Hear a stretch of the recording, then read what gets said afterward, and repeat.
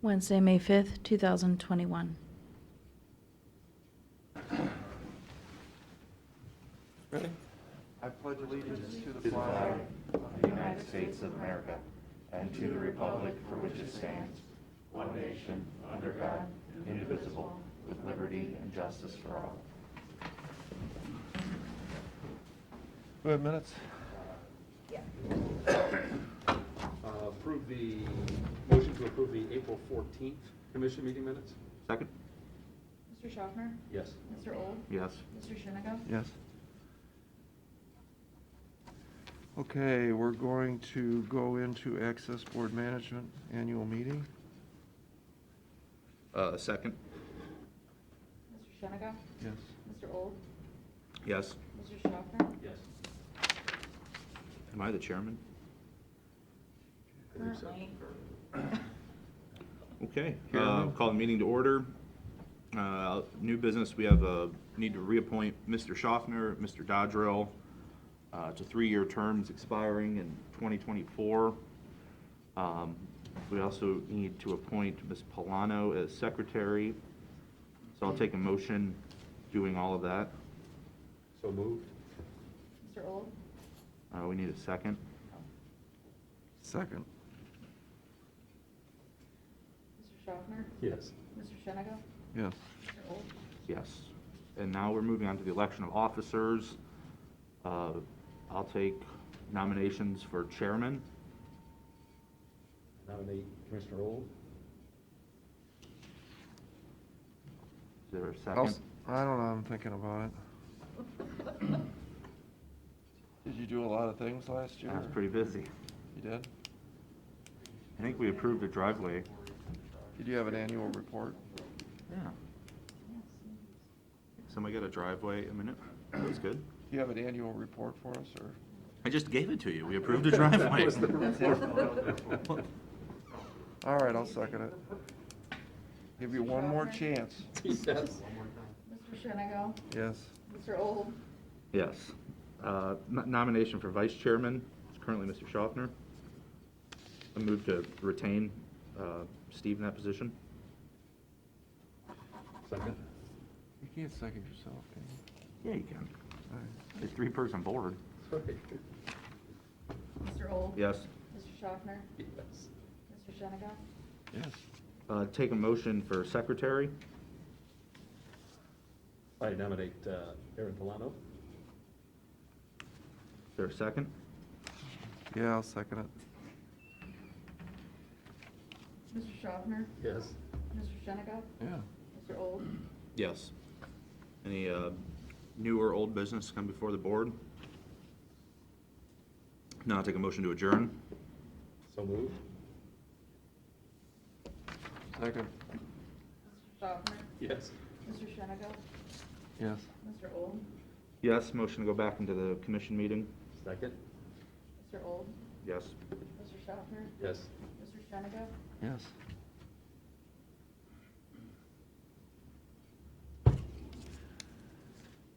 All right. 9:40. Do you want to do your various issues? We got 5 minutes, so. Couple issues for the board. First one's more of a public service announcement. Public service announcement, next week begins Nurses Week, and I just want to take this time to publicly recognize our staff at the Meadows, thank them for everything they've done, especially during this last year with all the challenges with COVID, everything that's going on out there. I just want to take this time to recognize them and thank them for all their years. Really appreciate their service out there. The next item is, I've been informed that the Ottawa County Commissioners are going to hold a special hearing on the mental health board next Wednesday during our board meeting at 9 o'clock. What I would propose is we still have our meeting, but maybe move the time back to 8:30. Our board meeting, 8:30 to 9, and be available for the public hearing. It's going to be virtual, so it's not in person. What are we doing about the investment board? I talked to Aaron, I think that date's flexible. Okay. Reach out to Eileen and reschedule that.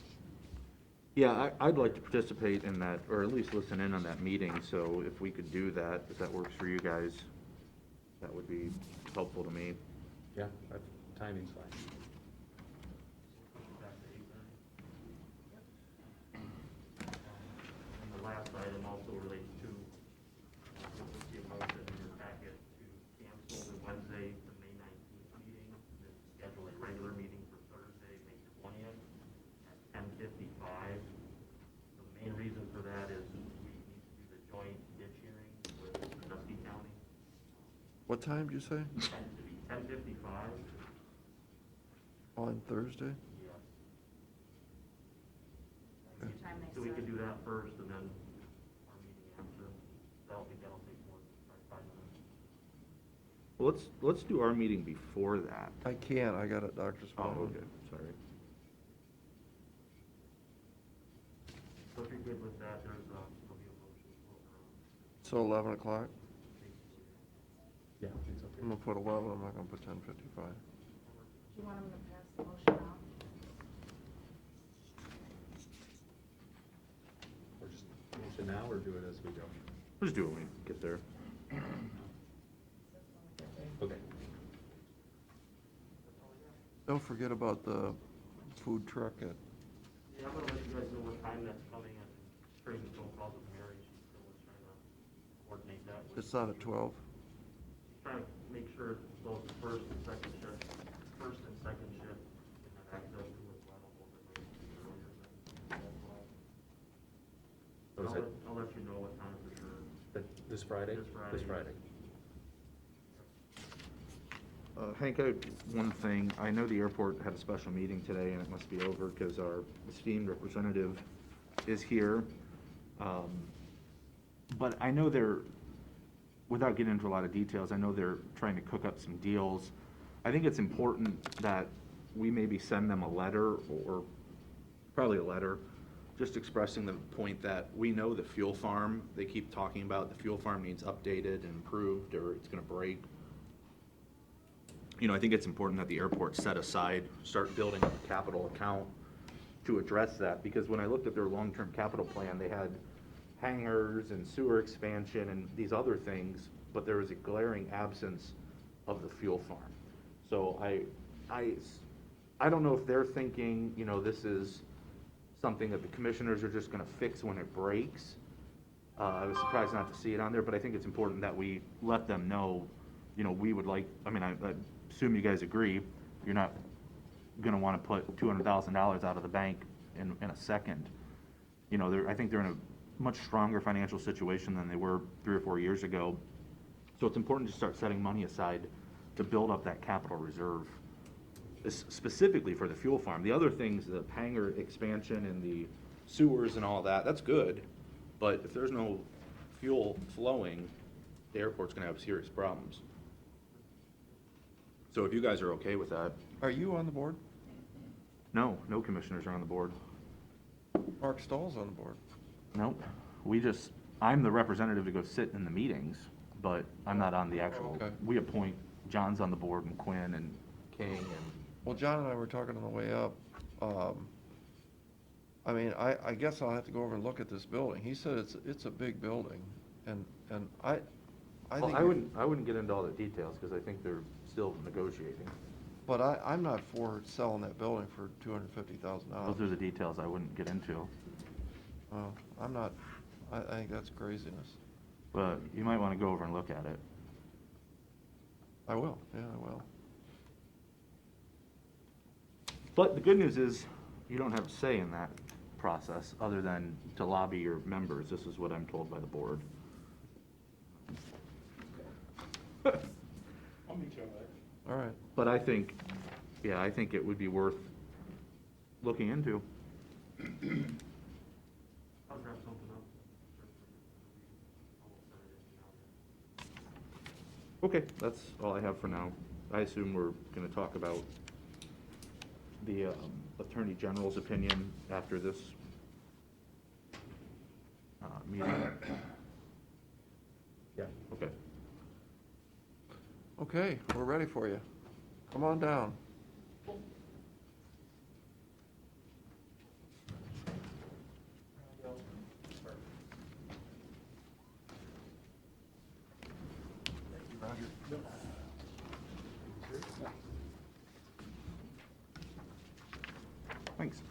Morning, Commissioners.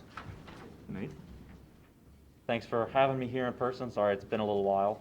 I'm glad we're all here. I just want to give a quick update on the project, and then I'd actually defer some time to Rick for just a quick update from the auditor, and then want to then talk a little bit more about the pilot and answer any other questions you have. But in terms of the Power Sighting Board process, I just wanted to let you know that the application went in, I think it was in January. We received a completeness determination from the Power Sighting Board 2 or 3 weeks ago, and so our application has been determined to be complete. They are then going through and doing their staff investigation. They'll be issuing their staff report, I believe, on June 24th, sometime in that time frame. And then the public hearing on this for the Power Sighting Board will be July 7th, and the evidentiary hearing for the Power Sighting Board will be on July 20th. So that is what the upcoming Power Sighting Board schedule looks like for Wheatsboro. Won't go into the project details. I think we've talked about that at length, and if you have questions on that, happy to talk about it.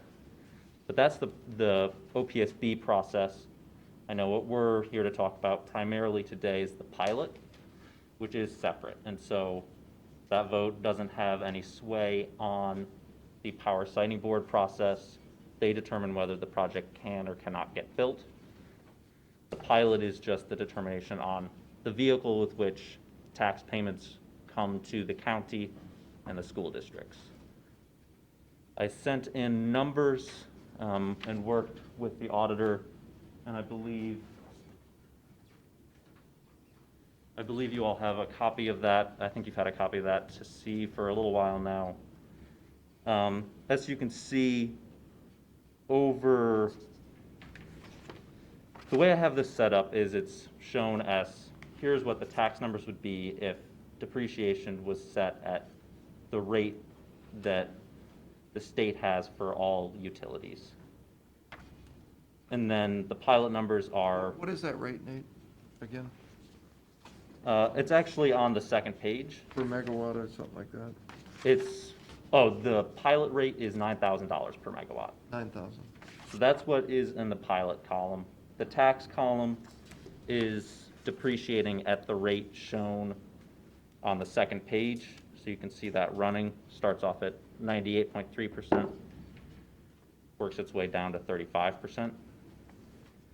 And then the third column was one we had discussed, I believe at the last meeting I was at, and basically is looking at it in terms of if an appeal on value and depreciation is brought forth, because this is going through taxes rather than the pilot, and it has an appeal similar to that of the pipeline that's going through right now, what do those payments look like? So what was the percentage that you think it was? What's this represent? My understanding of that was they had appealed at 40% valuation. And so that's what we used, just because that was my understanding of what they had used. Okay, so this is 40%. But I think we talked about, that doesn't necessarily mean it's gonna settle at 40%. Correct. I thought we said we were gonna split it right about in the middle. So if you kind of want those numbers, I mean, we can extrapolate it.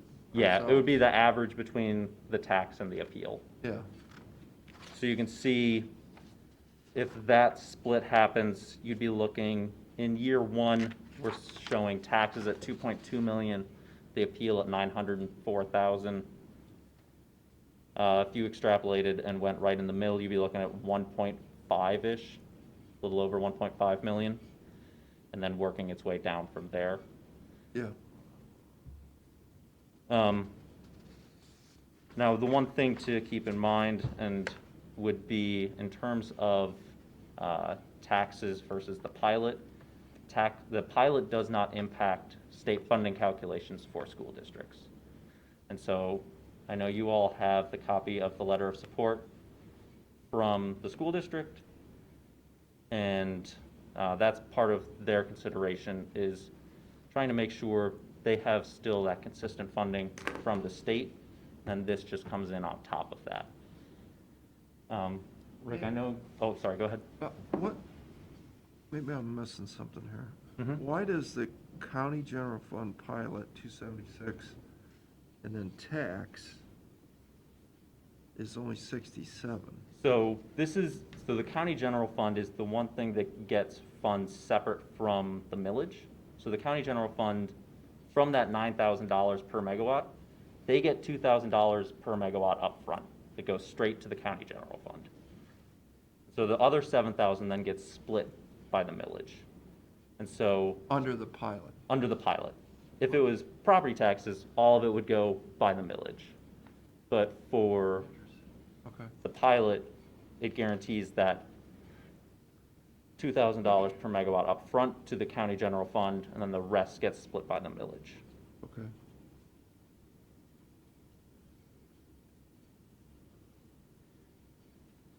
Rick, I know you're here, wasn't sure if you had anything you wanted to add based on our conversations? I think the biggest thing that you need to hear is that on the pipeline, using the pipeline as an example, I was telling Commissioner Holt that we've had the first year appealed and it's at 38%, not 40, but who's going to quibble about the percent we're talking about? And we're talking about 38% of what they promised, not of what the number is, okay? So the issue in my mind is twofold for the schools. Number one, if it goes a traditional tax method, then if there is this appeal, they're being hit as if the money was being collected and they're not seeing the money. And it affects their funding coming from the state. The other issue is they can't do any planning. You can't put a 5-year budget together, which is mandated by law based on this situation. Pick a number. And the other thing that I will caution you is that I did review the numbers. We did talk a lot about the numbers. I would believe that I would trust those numbers for the first year. After that, on the real side, forget it. Because when I was asked to do the pipeline, I called the state just to say, you know, what should I do? Because I hadn't been asked that question before. And the advice was from the tax commissioner, do not certify past 1 year. Because you really don't know what those numbers are going to be. So the first year, you can take it to the bank, Commissioner Schenigal, but after that, I would not use a whole lot, put a whole lot of faith. However, on the pilot, that's the big, to me, that protects everybody. It helps the developer, making sure that the project has a chance to succeed. It also protects us and the people that we're charged to serve. Okay. Rick, does this, I understand like the first 2 to 3 years of appeal is a sea of unknown. Yeah. But once they bang the gavel in Columbus and say, this is what this is worth, how much fluctuation is there? Can you appeal in year 4? Oh, yeah. It's every year. And how much fluctuation is there? It's every year. It really depends, man, on what the conditions are and what the appeal is based on. Like right now, the first appeal was based on the original cost to construct. From that point on, it's the depreciation, it's other factors. And so it's hard to get your arms around but they can appeal the number for 30 years, every year for 30 years. And the real problem is that, like in our situation, it affects Margaret schools because we've got the value based on the state law at what the tax commissioner set it at. We're collecting at 38% of that. They're not seeing the money, but they're getting hit for that value. Yeah, And we that's met- a problem. we And met I think with them. We really need to recognize that. So is the year 4 or year 6, is can they appeal, is it based on, the valuation, is it based on the revenue? Or is it still just a depreciated asset? I would say, honestly, I would say both. If there's a downturn in the economy. Or the sun doesn't shine Yeah, yeah, and our revenue was off? yeah. So does that hold true for a shopping center because of COVID that emptied out? Can the owner of that shopping center come back and say, I didn't make any money this year, and appeal his taxes? What's funny you should say that. I just received word last Friday that the governor signed a bill that will allow the extension of Board of Revision appeals for businesses like that. Yeah, Effective July. The bill actually becomes effective 90 days from the signing of the bill, so it's around the end of July is when they can file.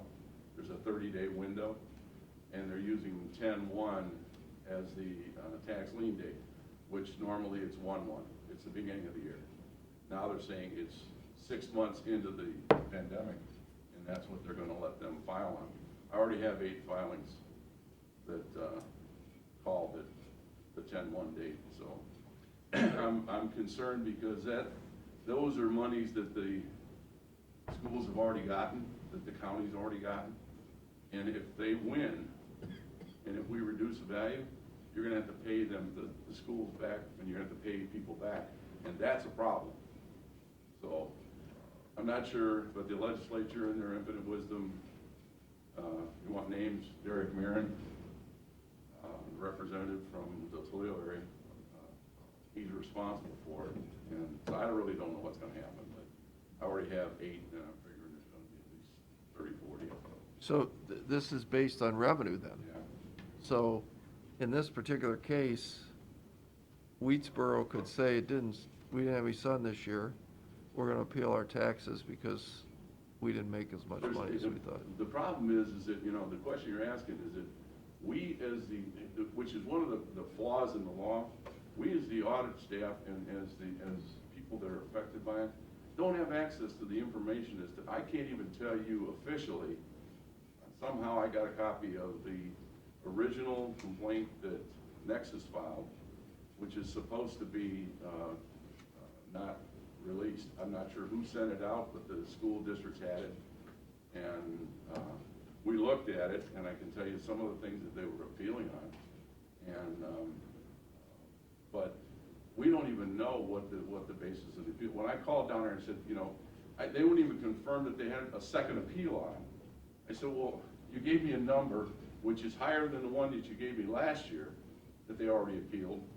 So what do I do? Statute says, we told you that's the number you use. So we don't even know what the basis is in most cases. Well, if you remember, there's 2 memorable events. One was KBI and the other one was Maui Sands. Yep. So the actual structure of the building didn't change. Right. You know, the building's still there. But what was inside the building, whether it was hotel guests or bearing equipment, changed. It didn't happen. They came back, appealed it. I think it went to Columbus, and they reached a negotiated settlement, but it was way less than what. Yeah, when I first started, we were around 23, 24 million. Yeah. At KBI. It settled it. And the lawyer testified 3 times in district court that was the value and that it was real estate. Yeah. Then after all that was settled, we ended up with a value of like $6.5 million, $7 million. Yeah, I remember very well. Same thing on Maui. And so, you know, my caution to you is, you know, just, I know you don't necessarily want to hear this side of it, but I really think that you really need to think hard that the best tack for everybody concerned is the pilot in this situation. Okay. And as I told Commissioner Old, the Auditors Association is working with the state legislature to try to affect some real positive change to the law as it affects these particular valuations. But that's not going to happen before this project gets off the ground. Okay. All right, thanks, Rick. Okay. But Rick, in KBI's case, so the valuation goes from 24 million to 6 million. Did the county government or school district lose any money in that? Oh, yeah. How much? How do they lose money? Okay, not the county government. How does the school district lose money? The first year that's appealed, it goes back to the first year it's appealed, you have to actually adjust the value down. So the taxpayer gets back that first year. After that, it gets adjusted into the effective rate. Yeah, so there, I understand there's a blip, but at the end of the day, because of the way millage works, On the fixed millage, yes, they lost, because you can't get that back. It's only. on the inside millage. On the inside millage. Mhm. So But- whatever, But school districts don't have that much inside millage. 3/4 3%, some of them have as high as 4%. Yeah. 4 mils, yeah, that's a lot. I mean, Perkins obviously affected more than Margaretta and even Edison Yeah. because of the tax base. But but the positive side, I just, not on this subject, but one thing we were just talking about yesterday is that Cafaro has been a real good corporate citizen of Erie County. He's one company that has never appealed his value based on occupancy. And I can tell you every other business has. KBI, Maui Sands, all the way up to 50. So, Well, businesses don't go to work to pay their taxes. I mean, they ought to be valued at a fair Yeah. rate and paid, just like our home. And I mean, that's why we revalue property every 3 years. So I don't fault anybody for trying to get the best tax advantage. I mean, that just right. makes perfect sense to me. But the problem is that when you appeal it after their values are set, then it actually comes out of the coffers of the. There's no question, there's a big donut hole The first year. in that, in the system. Okay, I don't have any more questions. So, there's some folks here. Did you guys want to ask him any questions while we're all together? We don't have any questions. We collected some signatures, and it seems to us that public sentiment is very strongly against it. And we understand that you don't have the right to stop the project yourself. And we're just still hoping that you will vote no on the pilot. Because why? What do you think that means one way or the other to the project? I know that the company says that they're going to do it regardless. We're hoping that's not true. I don't know. I've read things that it's very hard for them to get financing. I don't understand that much about this, but that's the reason. Yeah, when you look at these numbers and you see on the school, and with the school coming out saying, we really got to have this money, are you pretty sure you understand what happened to Margaretta on how, Well, once it goes in, they don't get the money now, they're going to be down? yes, we understand that. We do, but I mean, it's hard for us to look at it from the school's perspective when it's going to be, if it goes into, if this project happens, it's gonna surround my parents' home on 3 sides, it's gonna change the whole character of what 1,000 acres of the county is. To us, it's ugly, it's unattractive, this is not something that, yes, it's good for the schools, they get more money. Yeah, We understand we're fighting an uphill battle, but this is, we're here to say our piece. Well, and I don't think anybody has any responsibility to care what's better for anybody than themselves. I mean, I understand where the schools come from too, but it's your property, and if you're concerned, I think you don't have to take into consideration the impact of if the county general fund gets $276,000, or the school district gets $641,000, or the Bellevue gets $30,000 more a year. right. I mean, certainly, you guys have every right to not consider that. They consider your own quality of life of the agricultural rural environment that you live in. And the other property owners have no reason not to consider their property interest and what's best for them. So, I mean, Well, I know I've anything talked, you can certainly submit. I have talked to Nate about your situation, and, I know I would feel a lot better if there was an agreement with you folks. And we spoke Monday on the phone, and I'm hopeful we can meet again. I know we've met a couple times. I'm here in town for the next day or so. Happy to meet in person, or happy to meet over the phone or virtually again, or when I'm next back in person. But yeah, similar to the commissioner, I want to find a way to make you more comfortable with the project and work with you on that front. And so, whether there's questions or anything else that we can do on that, just want to be able to continue to work with you. Great. Anybody else want to say anything? Questions for Nate? Dave Lutley, one of the owners of the project, landowners, I should say. As far as, we farmed and been part of the neighborhood for, well, since 1956 when we bought the first property out there. And the way we approached it, was an opportunity for the landowners in the area to look at the project. But as we moved through it, and our company, our farming company, spent quite a bit of money with attorneys working with Apex for our own interest and the interest of the county to try to come up with a plan that we could develop this, but yet have the least amount of visual impact on the county and the neighboring residents. So through quite a long process, a couple, 3 years, we did develop the setbacks, voluntary, which is farther than what's mandated by law. And then the screening part of it that would shield some of it. And then we spent a lot of time traveling around the state to get a real visual of what it looks like in other communities.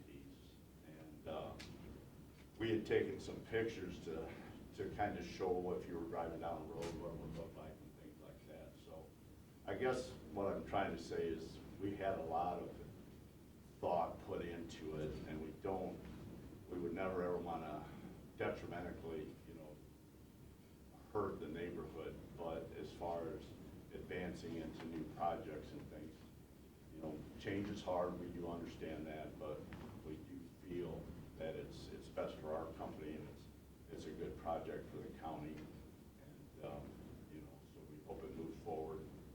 And I do commend Apex. I mean, we knew about as much as anybody when we first started, but we spent a lot of time, with the area farmers that were approached to become part of the project. And we had a lot of the same concerns that the other neighbors do. And we worked through all those and hired specialty people that would understand the impacts and the benefits and all that. So at the end of the day, we decided to move forward with it because we had all those questions answered. And I do think the pilot program, as far as helping the county and helping the neighborhood, helping the schools, that was a big part of our decision because we do live here and we want to be good neighbors all the time.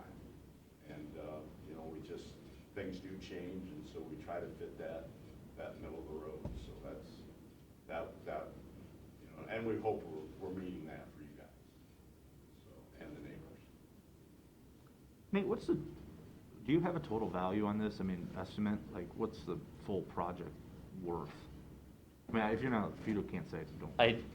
I don't think I could say. Okay. I No, could, that's fine. and if I remembered, I could try to give you a range, but I know we used it to calculate these tax numbers. You could back calculate probably from that, but Rick, can you send, if you have it, can you send it to me? Yeah. Okay. You don't say right now. Okay.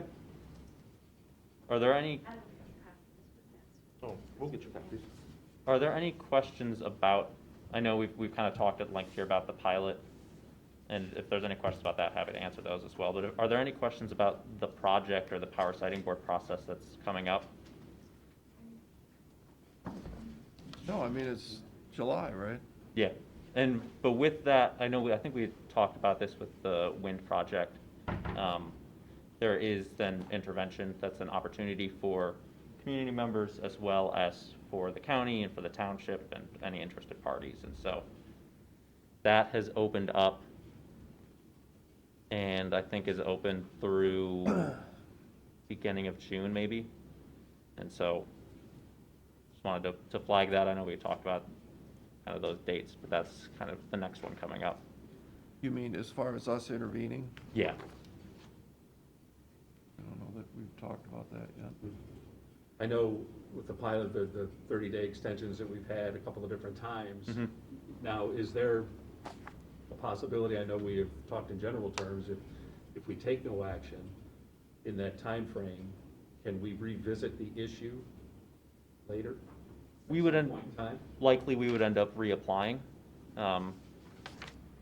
It's not optimal as a business just because, just like for the schools having some you know, a clear path as to what their tax revenue is going to be. For us, it's a clearer path. And so, just like with the wind farm, you know, the pilot has not passed here in Erie County and didn't pass in Huron until a month or so ago. And that project was not delayed and was still moving forward, and we were planning on building with or without the pilot, and we still will be. And so this project isn't really any different on that front. For the pilot consideration on timing, the numbers just aren't going to change. The project isn't going to change. You know, as we talked about before, there was concern around, well, because we had talked about the differences done with the wind farm versus this, and, you know, we weren't sure exactly how many turbines in Erie County. For this, we know it's going to be 125 megawatts. And if you pass, That's done? yes. And so if you pass the resolution, and you want to be crystal clear and 100% sure on that, that can include that, you know, this is conditioned on the project being 125 125 megawatts. megawatts. And so then, I mean, might need to be like plus or minus 2, because depending on inverter size, we might not be able to fit directly at 125. But like, so that is what we would be looking at, is it is 125 megawatts. And so these payments will reflect that. So under this intervene, ultimately, would you be asked, would Margaretta Schools, for instance, write a letter to the Power Siting Board saying, we like this project? Yeah, so if, let's say Margaretta Schools intervened, they would have an opportunity to voice their opinion, not through just the public hearing, but instead through the adjudicatory hearing and the stipulation process. Yeah, that's why we had to hire a lawyer last time. Does that help your chances? We need to do. If you have more people saying, we like the project? Not really, Not really? because at the end of the day, for the state and the Power Siting Board, their responsibility is to review on a certain set of criteria that the state is monitoring for this. And so they're looking to make sure, does this pass a threshold for wetlands impacts? Does this pass a threshold for cultural impacts, noise impacts? Do they have a tile plan? Do they have a screening plan? Do they meet all of these requirements? If we meet all of those requirements, there could be 20, if we didn't meet all those requirements and there were 100 people saying, we really want this project though, they would still deny it. Same the other way around. And so intervention is an opportunity to have your voice heard at the adjudicatory hearing when there's the judge and witnesses, to be able to raise a concern like, if you think there is something that maybe the Power Siting Board has not considered, or their view on it is different than yours, maybe there's a geotech or something else, and then you would raise that there and be able to cross-examine the witness. That's what the intervention does. And I know parts of the pilot too come with some of the extra pieces outside of just the money, but Yep. I'm not entirely sure, but there's a possibility for us to be able to get things like the road use maintenance agreement, the RUMA, and things like that, even without it. We Yeah, can you still can go get it through and without get it. Yeah. some of those other parts to that. Yes, but what the pilot does is it requires two things that would not happen without the pilot. So like the road use and maintenance agreement, we would likely seek that with or without the pilot. But the pilot requires, I believe it's 80% of the workers on the project be Ohio domiciled. So it requires that we are hiring Ohio workers, which makes it more likely we're hiring local workers. And so that's one thing that the pilot does, is kind of tries to keep that revenue and those jobs within the state. And then it also requires like equipment and funding and training for first responders. And so what we typically do there is their responsibility around the project is pretty minimal, because if there is a situation, our operations crew is trained to handle it. And so if there's like an electric fire, like fire crew isn't gonna do anything about it, it's an electrical fire. And so primarily what we do then through the pilot is we try to understand what is it that they need, maybe not related to what we're doing, but something that could improve the rest of their work. And so that's the type of material we would supply there. And then we also have to set up a apprenticeship or training program through an institute of higher education locally. And so those are other benefits that occur through the pilot that would not occur otherwise. So it sounds, what Mr. Lepley said, it sounds like the screening and everything has been discussed, put in place on these drawings. I haven't seen that, but Yep. assume it is. Yeah, so that's all in the power sighting board application. And by evidence that nobody's here but these folks that's opposed to it, I haven't heard a lot of, it's not like the windmill project, a room full of people. I know I would feel a lot better if we could, and I think I told you this, if we could work something out with these people, because I mean, I feel bad for them. I mean, I don't know them, but they're being surrounded. It just seems like, project this size, we ought to be able to do something. Yeah, and that's why I want to be able to continue meeting and continue working with you. I want to find that solution and want to find that common ground, but Okay. haven't had that opportunity yet. Okay. Any other questions for Nate? Okay, thanks. Thank you. Appreciate you coming down. Thank you for having me. Thanks.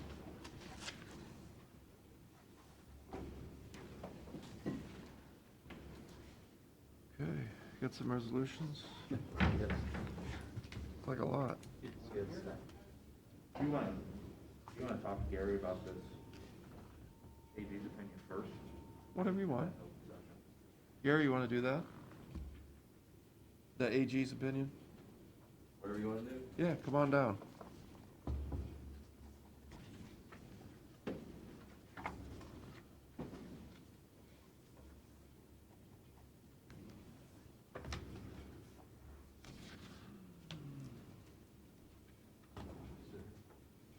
Just want me to kind of go through what it says. Well, why don't you give us a history? Who asked for this? Did we ask for it? Well, formally, the only person that can ask for an attorney general's opinion is the prosecutor. That would be you. Right, our office. Yeah. Mr. Parchman, on several occasions. The county engineer. County engineer was raising this issue with regard to projects that he was submitting to the county commissioners. As an example, what we call chip seal is one example. And the commissioners, for various reasons, didn't approve that project or the method of being used on the road maintenance, and so didn't approve those contracts. The engineer thought that interfered with what he perceived as his responsibility and duty on maintaining roads, and thought it was within his authority and engineering expertise to say how the roads would be maintained. I think, this is what we advised. But the question was,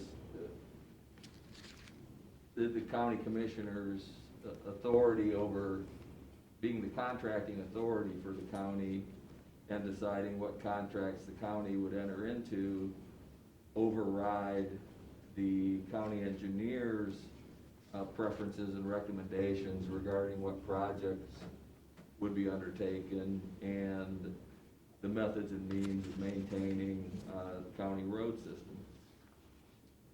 So as that was an ongoing question, the engineer's office thought, and he was taking the position that deciding details on those things was tantamount to practicing engineering without a license, so to speak, making engineering type decisions. And so it was determined eventually that to resolve that issue, we would submit that question to the Attorney General's office in Columbus, which we did.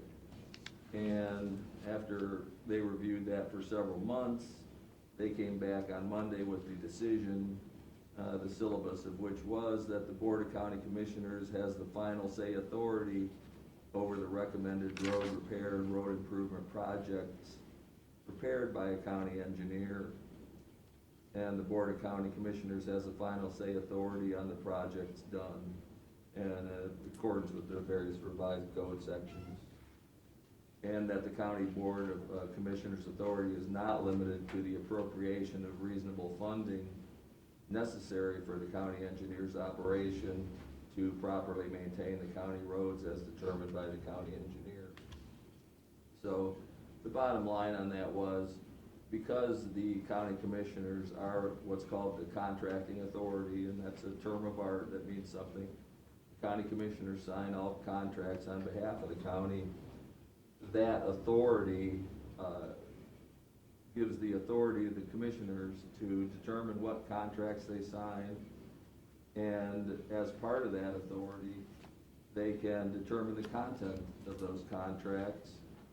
And if a contract comes through, in this case, a recommendation for a particular road improvement project or repair project, and the commissioners disagree with what has been recommended from the engineer's office, then the county commissioners have the authority to change that and either change how that project is completed or reject totally that project under, again, their authority as the contracting authority for the county.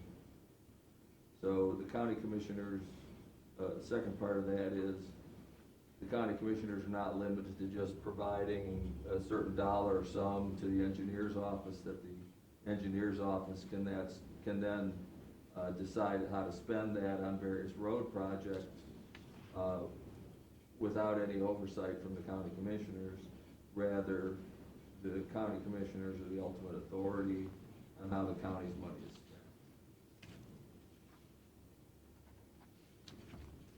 spent. I don't particularly think this is newsworthy, other than the fact, I mean, I think it clarifies some things that, I mean, the oversight of the commission is the contracting and appropriation authority. That's what this says. Really, I would say this is more a confirmation of what was already pretty much out there. Yeah, I think. Not breaking any new ground. No, but it is interesting that it says,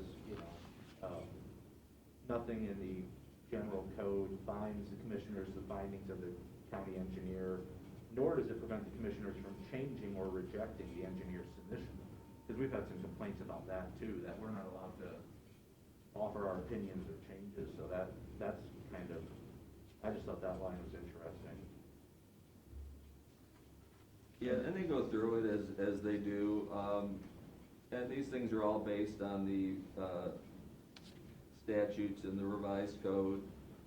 It's up to the legislature to decide these things, and one of the starting points on these types of things is that both the engineer's office and the county commissioners are what in the language of this stuff are creatures of statute, meaning that the state legislature decides what power county commissioners have, and the legislature decides what power county engineers have. And then the general rule is, unless the legislature has explicitly given that power to county commissioners or county engineers, they don't have that power unless it's necessarily implied in order to carry out the powers that they do have.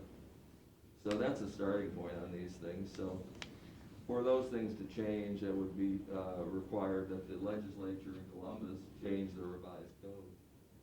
But these opinions are based on what the revised code says.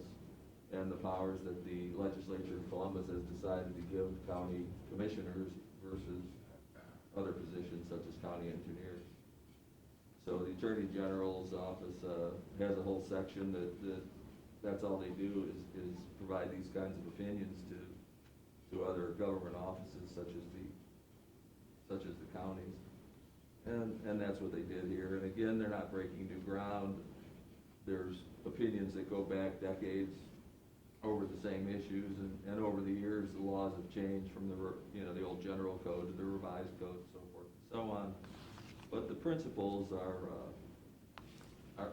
similar, and there are certain powers that the county engineer has that I wouldn't say override, but there are certain things that the commissioners can't do without really consent really from the engineer, paying certain contractors for certain projects that were done and so forth.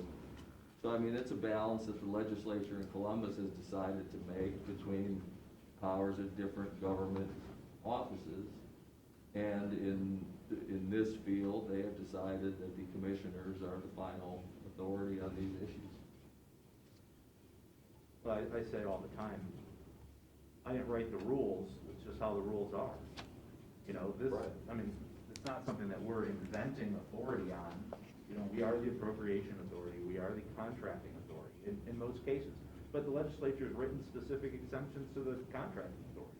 So they know how to give exemptions. They know how to give exemptions to the appropriating authority. We can be overridden by your office. You know, they know how to do this. Right. So we all just need to play in the rules that are written. And this opinion struck me as, just in reading it, it struck me as the Attorney General being sort of, why would you even ask this question? I mean, you don't have to comment on that, but that was my opinion. The other interesting line in here that I would say maybe I didn't fully understand is, in some, commissioners, not the engineer, hold the final say authority in both choosing road projects and in deciding which method and materials are to be used.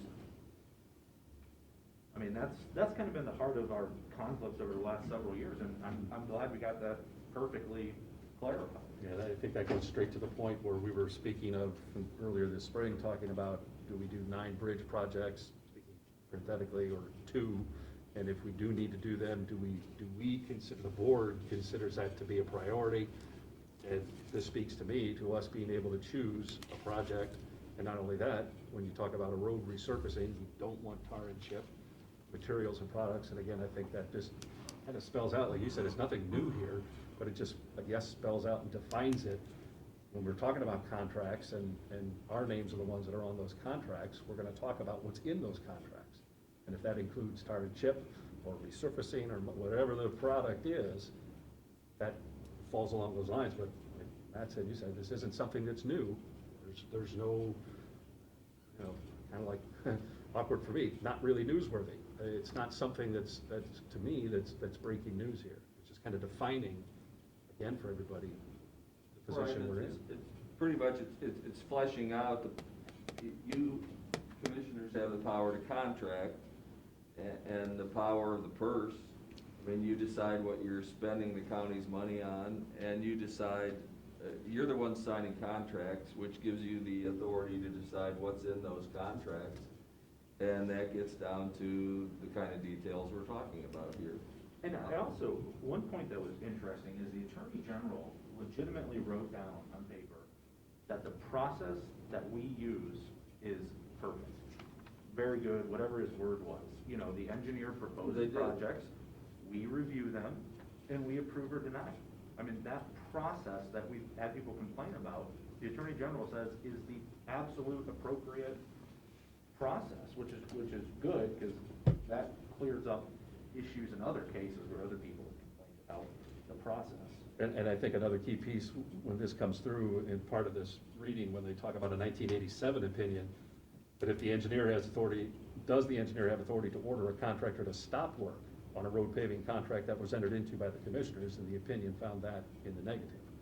So again, it just kind of explains out how we do have to work together, but you can't neither side can just de facto make the decision. We do have to work together, and there are limitations for what happens as we move forward. But another thing, so in that process, it is that the engineer by a certain month submits a report to us detailing the condition of roads, bridges, culverts, and recommendations. But the other piece that is interesting is that it says that the commissioners can order the engineer to do the engineering on projects that we could then essentially execute, which is how it works with the townships, for sure. Never really thought about it in that light for the county commission, but, you know, there are checks and balances in this process. It's a good process. It works. Everybody doesn't always get everything they want, but I think the process is good. It works, and, you know, I think this is gonna clarify things and work out really well. The real winners are gonna be the citizens of Erie County. I think they're gonna get better roads in better condition, and the dollars are gonna go further.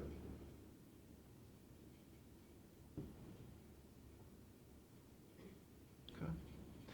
Any other questions? We explained to Mr. Lloyd when he was in here, the engineer, you have to do better communication. I mean, you know, we all said we'd be willing to go out and look at whatever you want to do. You know, explain to us why you want to do it. But when we went out and looked at some of these bridges, they just didn't need fixing. You know, they're ranked 6s and 7s. You know, if you look at the state bridge report, you got bridges all over the state that are 2s and 3s. So, I mean, our bridges, they've done an excellent job. But, you know, now it seems like we're engineering bridges to engineer bridges, so we have something to do. And yet I drive around some of these township roads, and they're struggling, some of them. And you know, we decided we'll give money to the township roads, because in the end, you know, we believe the townships, which we can do, but we believe the townships are part of Erie County too. So, you know, our Erie County roads, real good shape. So I think that idea is gonna help everybody. And like Matt said, make Erie County roads even better, so. Well, and then we also have a thing for discussion here. I don't know if you guys saw this. It's in the same vein. Dear Mr. Lloyd, we are pleased to offer our proposal to apply Reclamate asphalt rejuvenator to the roads listed below, and the total is $88,000. I mean, I think this process has not proven to be very effective. Is that the putting the sealer down? Yeah. It's the asphalt rejuvenator. And the reason I discussed this and bringing it up, last week, the board approved the micro surfacing for several county roads. I did not sign it. My hope was that we would actually end up doing a lot more micro surfacing. The engineer's office provided us with a long list of, I don't have it in front of me, but almost $2 million worth of micro surfacing, which would have eliminated tar and chip, moved it up to micro surfacing, and they just put in a small portion. I'm hopeful that we can get this transportation improvement district put to bed, figure out if any of these projects qualify for that, and then we can move forward and do, you know, take a more comprehensive look at the county road system. So I just, for the record, I didn't disapprove it, and I just didn't sign it, so I wanted to explain my vote, but I also won't be signing the approval on this Reclamite, $88,000. I think we can find a better use for that money. Okay. And then my final question is, this is a different one on the DOES retirement. Is this a buyout? Is this under the? Yeah. Okay, Yeah. I was just curious about this. It was already processed, they just wanted a voucher. Okay. Yep, go ahead. First, motion for the board to cancel the Wednesday, May 19th regular session and instead schedule a session for Thursday, May 20th, and are we saying officially 11 I think a.m.? it has to be 10:55. 10:55 a.m. I'll see you at 11. Let's call for. Second.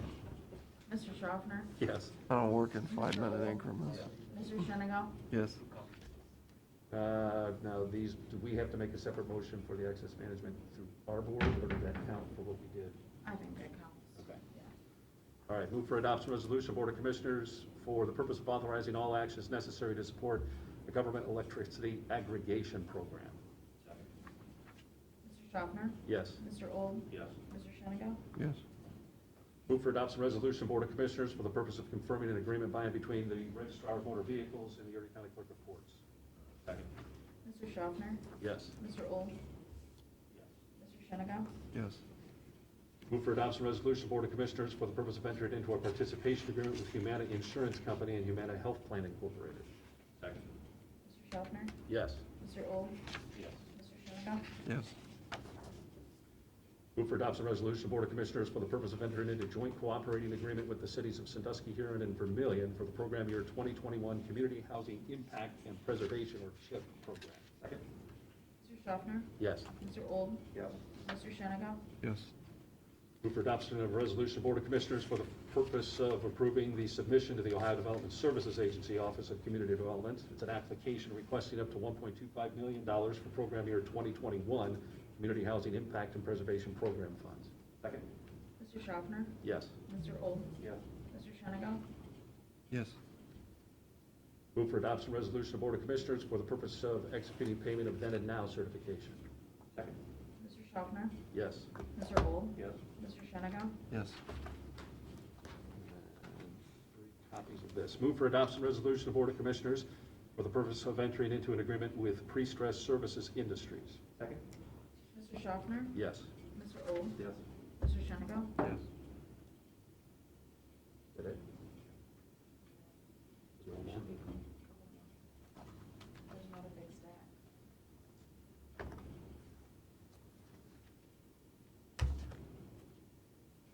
There's one, okay. Move for adoption resolution of Board of Commissioners for the purpose of entering into an agreement with Crawford Construction Company. Second. Mr. Schaffner? Yes. Mr. Old? Yes. Mr. Shenigo? Yes. The rubber bands, is that it? There should be 3. Yeah, there they are. Different set of rubber bands if necessary. Move for adoption resolution, Board of Commissioners, for the purpose of authorizing the county auditor to make a budget modification and supplemental appropriation. Second. Mr. Schaffner? Yes. Mr. Old? Yes. Mr. Shenigo? Yes. Move for adoption resolution, Board of Commissioners, for the purpose of authorizing the county auditor to make interfund transfers. Second. Mr. Schaffner? Yes. Mr. Old? Yes. Mr. Shenigo? Yes. Move for adoption resolution, Board of Commissioners, for the purpose of declaring certain Erie County equipment surplus and ordering same to be sold by internet auction. Second. Mr. Schaffner? Yes. Mr. Old? Mr. Shenigo? Yes. Now that's it. Public comment? Now I make a motion to go into executive session regarding pending litigation with Assistant Prosecutor Gary Zerl. Second. Mr. Old? Yes. Mr. Schaffner? Yes. Mr. Shenigo? Yes. Motion to go back into regular session? Second. Mr. Old? Yes. Mr. Schaffner? Yes. Mr. Shenigo? Yes. Motion to adjourn? Second. Mr. Old? Yes. Mr. Schaffner? Yes. Mr. Shenigo? Yes.